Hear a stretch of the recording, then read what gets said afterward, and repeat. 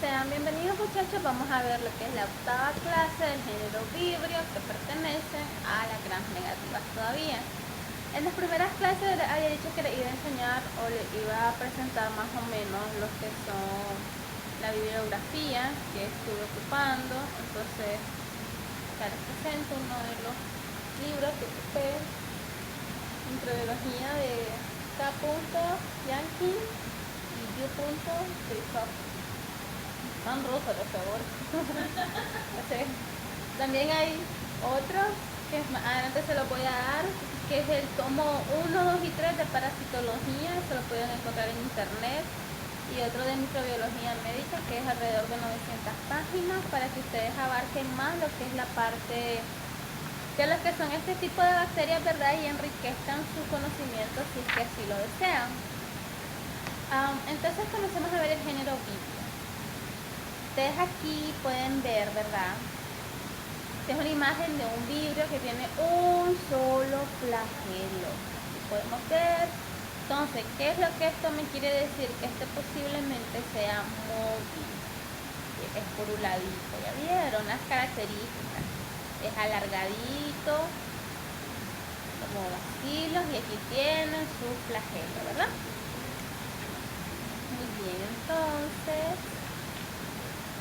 vamos a ir con lo que es este género vibrio, el famoso agente de lo que es la cólera, que es más adelante vamos a ver su morfología, y aquí podemos ver una imagen pequeña de lo que el virus de la cólera son estas pequeñas pibris que podemos encontrar alrededor de él. Entonces ya sabemos que ahora la cólera, la enfermedad de la cólera es una bacteria. Entonces, el género de lo que el vibrio Cholerae, este es el que pertenece a la familia del Vibionacea, que es género vibrio, y este tiene 4 vibriares, es decir, 4 subtipos: el Cholerae, el Lector, el Proteus y el Albens. Tenemos que el Cholerae y el Lector son los agentes etiológicos de la cólera y en hombres. Ustedes se recuerdan cuando estuvo aquel problema en Haití, que sufrió un terremoto, ¿verdad? Y posteriormente tuvieron una gran epidemia que se estaba comenzando a propagar, que les dio cólera, que una diarrea crónica con vómito, una pérdida de electrolítico bastante grande. Entonces, de esto es el género donde pertenece esta bacteria. También el Vibrio cholerae, el serotipo Proteus, provoca diarrea, pero esta no la vamos a estudiar. ¿Por qué? Porque esta la provoca en aves, y en el hombre no se mira mucho, que es la gastroenteritis. También tenemos el Albens, que se ha descubierto en aguas frescas, en las deposiciones y en la bilis del hombre. Pero ¿cuál va a ser que vamos a estudiar hoy? Vamos a estudiar lo que es la cúnica. Tenemos la morfología de los vibriones coléricos, que representan un bacilo encorvadito. Entonces ahora vamos a ver la morfología de los vibriones coléricos, ¿verdad? Estos son encorvados, son móviles, monótricos. ¿Qué quiere decir monótricos? Que poseen un solo flagelo. Por lo común no son encapsulados ni esporulados, ¿verdad? Estos son gram negativos y son anaerobios facultativos. ¿Cuál es la patogénesis? ¿Por medio de qué se transmite esta enfermedad de lo que es el cólera? Se transmite por medio del alimento, del agua, de las moscas, de las manos sucias. Estos gérmenes vienen de la famosa conducción, van desde la boca hasta el intestino delgado. Entonces, como hay una alteración, es por eso que provoca de los enterocitos inmaduros, entonces ahí es donde provoca la diarrea severa. Ahora, pero ¿qué es lo que pasa al momento de que ustedes saben? Todo esto tiene un proceso, ¿verdad? Primero es la boca, la laringe, la faringe, el esófago, el estómago, para llegar a lo que es la parte del intestino delgado y posteriormente a la parte del intestino grueso. Entonces, ¿qué es lo que pasa? En la acidez del contenido gástrico, es decir, en lo que la parte del estómago es un medio desfavorable para los vibriones coléricos. Pero, ¿qué es lo que pasa? Así como es una desventaja, porque el ácido clorhídrico que secreta lo que es el estómago para depurar lo que son los alimentos, es un medio desfavorable porque los puede matar a estos vibriones coléricos. Pero cuando esta barrera es superada, es decir, ellos no mueren en lo que es el ácido gástrico, la acidez del ácido clorhídrico, entonces tienen como resultado la acción de distintos factores que neutralizan o reducen las propiedades bactericidas del jugo gástrico. Quiere decir esto de que tal vez ellas pueden atacar de la misma manera como pueden, no lo pueden hacer también. Tenemos de que aquí tenemos que presentan diarreas, atacan a niños, a adultos. Esto es debido a la presencia del medio alcalino y a la abundancia de productos de desintegración proteica en el intestino. Es decir, que ya en el intestino se crean condiciones desfavorables y se comienza a multiplicar y a colonizar toda esta parte de los vibriones y se comienzan a abundar y hay una desintegración alterando el pH, los electrolitos y esto y lo otro. Entonces recuerden, primera regla de la diarrea o vómito: líquido que se pierde, líquido que se tiene que reponer. Y ahí es cuando se dan lo que son los sueros que ponen intravenosos en los hospitales. La evolución de esta enfermedad se distinguen en 3 periodos: enteritis colérica, que es la diarrea colérica, que dura de 1 a 2 días solamente; la gastroenteritis colérica, en cuyo curso de la diarrea es profusa. Esta ya no solo es una diarrea, sino que también va acompañada de vómito a repetición y que provocan la deshidratación del organismo. Tenemos la fase álgida de cólera, que se manifiesta con síntomas más graves. Estos pacientes pierden peso súper, hiper, mega rapidísimo. Entonces, recuerden eso. La fase álgida es cuando el paciente ya tiene muy poca expectativa de vida. Ahora miremos el género Campylobacter. Aquí tenemos una imagen, ¿verdad?, que ustedes pueden ver que son como encorvaditos. Aquí ya las bacterias se van a comenzar a encorvar y estas van a provocar un mayor daño debido a que cuando son móviles hacen un giro dañando el sitio o el lugar donde ellos encuentran más enriquecido, o algunos simplemente son lisos. Más adelante vamos a ver el género de las espiroquetas en la siguiente clase para que ustedes vayan viendo. Tenemos de que la morfología son bacilos gram negativos, son pequeños, son de forma de coma, como pueden ver, una coma. Son móviles por la presencia de un flagelo polar, uno solo. Miren, aquí pueden ver, aquí hay un flagelo, aquí hay otro, y que viene de acá, y son grandecitos. La mayoría de estas especies son microaerobias, necesitan del crecimiento aerobio una atmósfera con menor concentración de oxígeno y concentraciones mayores de hidrógeno y de carbono. ¿Cuál es la patogenia de toda esta especie de Campylobacter fetus? Hay muchas especies, ¿verdad? Pero en especial esta, la del fetus, es la que se encarga de producir infecciones sistémicas como la bacteremia, la tromboflebitis séptica, la artritis, aborto séptico, meningitis. Este aborto séptico es cuando la persona aborta, pero produce una serie de bacterias, ya sea por parte de los utensilios ocupados en el hospital o por parte del cuidado de las personas, que comienzan a colonizar todas estas bacterias, produciendo así una sepsis, es decir, una gran cantidad de bacterias alteradas en esa parte de la vagina, del útero de la mujer, que comienza a producir un cuadro clínico que es el aborto septicémico, es decir, que ya está como muy enfermo ese útero, muy dañado, muy bacterizado. Los microorganismos mueren cuando se exponen a los jugos gástricos, pero no siempre. Recuerden, no siempre mueren, porque algunos en ocasiones crean una resistencia o sobreviven, pero ya no afectan de la misma manera que afectaban anteriormente. Por lo que las situaciones que disminuyen neutralizan la secreción de ácido gástrico, y esto, cuando son atacados por esto, entonces los jugos gástricos disminuyen su secreción.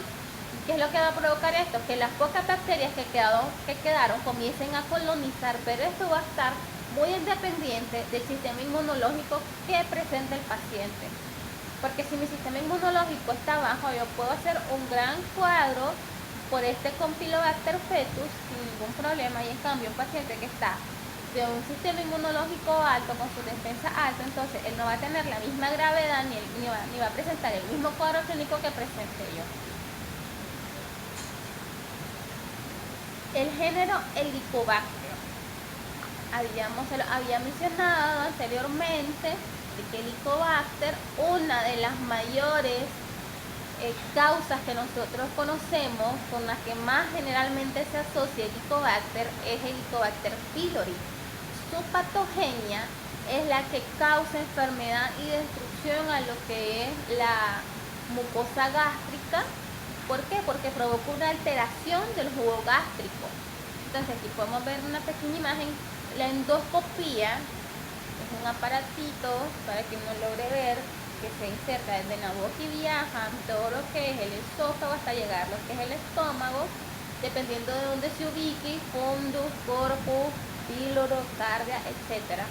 Entonces aquí tenemos una imagen de una endoscopía normal, ¿verdad? Pueden ver lo que es la pared gástrica de las mucosas lisas. En cambio aquí tenemos otra imagen en la que ya se miran unas llagas como enrojecidas. Esto es producto de la bacteria Helicobacter pylori.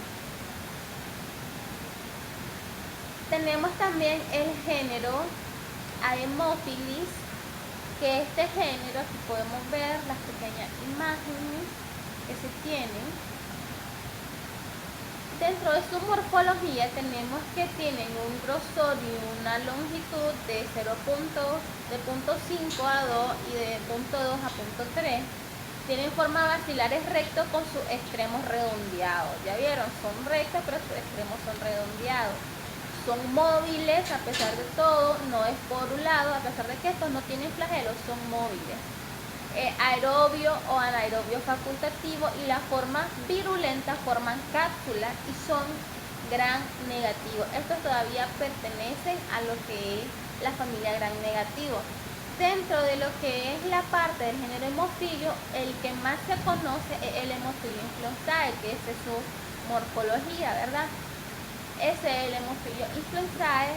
Mayormente nosotros lo conocemos como su patogenia, que produce la famosa gripe o catarro estacionales. Aquí podemos ver, como ya dijimos, afectan las vías respiratorias superiores que surgen en consecuencia del enfriamiento. Por eso se denomina resfriado o estacionales. Tenemos el género Bordetella, que podemos ver ahí una imagen de este género, que son más redondeados y por lo general vienen en parejitas.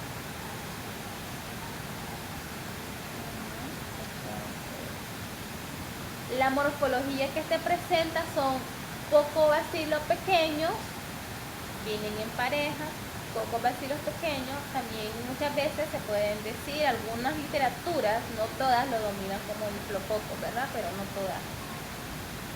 Se miden de 0.2 a 0.3, son inmóviles, como pueden ver, estos carecen de alguna cápsula o de algún flagelo, y son también, pertenecen a la famosa familia gran negativo. ¿Cuál es la patogénesis que este me da? Esta es la mejor manera de esto, es la tosferina. Esta enfermedad es una tos bastante expectorante, bastante compulsiva, que por lo general lo producen o las personas más afectadas por esto son los niños de 1 a 6 años aproximadamente, ¿verdad? Esto se transmite de los individuos enfermos a los individuos sanos. ¿Por qué? Por las gotitas de flujo, es decir, las gotitas que yo expulso al hablar, al toser o al estornudar. Los enfermos son más contagiosos en el periodo catarral. Este comienza como una simple gripe y después va empeorando las vías aéreas hasta provocar una tos bastante compulsiva, bastante expectorante, que es lo que se conoce como la tosferina. Tenemos también el género Pseudomonas. Tenemos una imagen para que vayan conociendo lo que es este género. Y este género del Pseudomonas, ¿dónde lo encontramos? Lo encontramos en la tierra, en la materia orgánica en descomposición, en la vegetación, es decir, en la fauna que nos rodea y en el agua principalmente. ¿Por qué creen que siempre existen comerciales o siempre aquello de cierre la tapa con respecto a la botella donde toma agua, que lavanderos, que lavamanos, que etcétera, etcétera, etcétera? ¿Por qué? Porque en nuestro medio ambiente se encuentran un sinnúmero de bacterias que pueden pertenecer a nuestra flora bacteriana, pero como no pueden pertenecer, podemos tener criaderos de ellas que más adelante nos pueden afectar a nosotros. Entonces, no solo se hallan en áreas de descomposición y en el agua, sino que también se hallan en ambiente hospitalario o ambiente húmedo. Por eso muchas veces en los hospitales hay ciertas estaciones, por así decirlo, o ciertas áreas donde ellos están con aire acondicionado. ¿Por qué? Porque se dice que este aire acondicionado maneja a todo este tipo de bacterias hospitalarias por debajo del margen, para que si estos pacientes que están sumamente enfermos no tengan una infección intrahospitalaria, es decir, que se infecten de una bacteria en el hospital, porque es peor una bacteria intrahospitalaria que una extrahospitalaria. ¿Por qué? Porque la bacteria intrahospitalaria, esta crea resistencia a todos los químicos, fármacos, antibióticos, etcétera, etcétera, que tenga el hospital, y estas son más difíciles de la erradicación de él y de la curación de la enfermedad. También se encuentra en la comida, en las flores de los jarrones, en los lavados, en los baños, en las fregonas, los respiradores, en los equipos de diálisis e incluso en las soluciones desinfectantes. La morfología son bacilos, ustedes los pueden ver alargados, son gran negativos, son móviles, rectos o ligeramente curvados. Aquí pueden ver la presencia de un pequeño flagelo polar en algunos casos y en otros tienen dos. Suelen disponerse en parejas y son aerobios estrictos. La patogénesis de la pseudomonas, principalmente la aeruginosa, tenemos de que estas provocan principalmente lo que es la traqueobronquitis benigna. Esta primera parte es una enfermedad sintomática muchas veces y es aquí donde comienza afectando toda la parte traqueal y la bronquitis, pero cuando esto evoluciona o no se trata a tiempo, viene posteriormente y comienza a avanzar esa infección de esa bacteria, provocando una bronconeumonía necrosante grave. ¿Qué quiere decir esta? De que esta bronconeumonía necrosante va a ir comenzando a matar todo el tejido, todo el sistema respiratorio, desde los alvéolos, los lóbulos, etcétera, etcétera. Todas las ramificaciones que tiene va a ir muriendo poco a poco por no tratarse bien. También puede producir varias infecciones cutáneas. Estas son las infecciones mejor conocidas como las famosas quemaduras. Y bueno, muchachos, eso ha sido todo por el momento y nos vemos en la siguiente clase para seguir viendo un poco más de la bacteria y su